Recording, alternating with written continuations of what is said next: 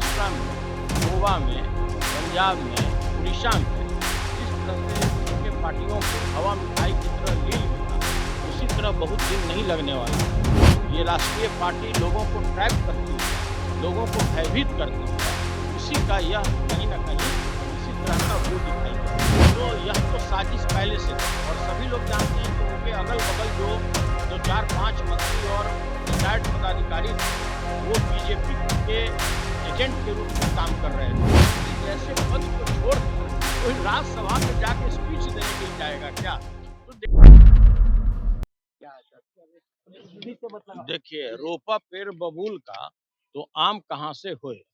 और चुनाव के पहले भी हम लोग लगातार उनको आगाह करते रहे, आने वाले खतरे से उनको आसन्न करते रहे कि भाई देखिए, ये लोग इसी तरह से जिस तरह से महाराष्ट्र में, गोवा में, पंजाब में, उड़ीसा में जिस तरह से छोटे पार्टियों को हवा मिठाई की तरह लील गया, उसी तरह बहुत दिन नहीं लगने वाला है।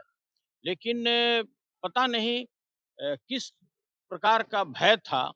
हमें लगता है कि सृजन घोटाला हो, चाहे मुजफ्फरपुर वाला जो बालिका गृह कांड हो, या फिर नीट के आड़ में जिस तरह से बताया जा रहा था कि बड़े-बड़े नेताओं का इसमें इन्वॉल्वमेंट है, तो कहीं न कहीं इस तरह से जिस तरह से ये राष्ट्रीय पार्टी लोगों को ट्रैप करती है, लोगों को भयभीत करती है, उसी का यह कहीं न कहीं इसी तरह का बू दिखाई देता है। क्या लगता है दबाव में ये फैसला लिया गया है क्या? दबाव में ये फैसला स्वाभाविक है, यह बात उनके पार्टी में भी आपने देखा होगा कि जिस तरह से लोग आंदोलित हैं, तो उनके पार्टी के लोगों को भी यह बात पच नहीं रहा है।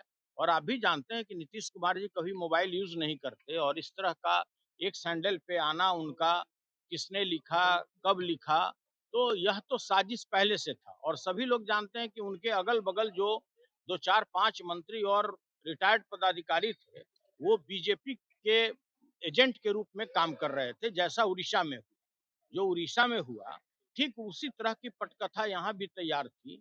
और देखिए, वैसे तो हमको किसी दूसरे पार्टी के अंदरूनी मामलों में दखल देने का कोई अधिकार नहीं है, लेकिन जिस तरह से बिहार की जनता, जिसने 40,000 करोड़ रुपया ट्रेजरी से सीधा निकाल करके रिश्वत के तौर पर 1,81,00,000 महिलाओं को बांट दिया गया, 10-10 हजार रुपया।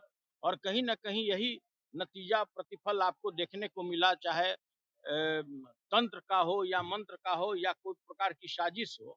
और किसी तरह इन प्रक्रिया लोग गद्दी पर बैठ गए, लेकिन मैंडेट तो मिला उन्हीं को जिनको आज पदच्युत कर दिया गया जबरदस्ती। उनको उठा करके हिंद महासागर में लोगों ने फेंक दिया। अब बताइए, समझने का चीज है कि कोई मुख्यमंत्री जैसे पद को छोड़कर कोई राज्यसभा में जाके स्पीच देने के लिए जाएगा क्या? तो देखिए, यह बात बिहार के किसी भी जनता को, चाहे उनको उनके पक्ष में वोट दिया हो या उनके पक्ष में नहीं दिया हो, किसी को यह बात पच नहीं रहा। सर, निशांत कुमार की भी राजनीति में अब देखिए, बहुत बोल दिए।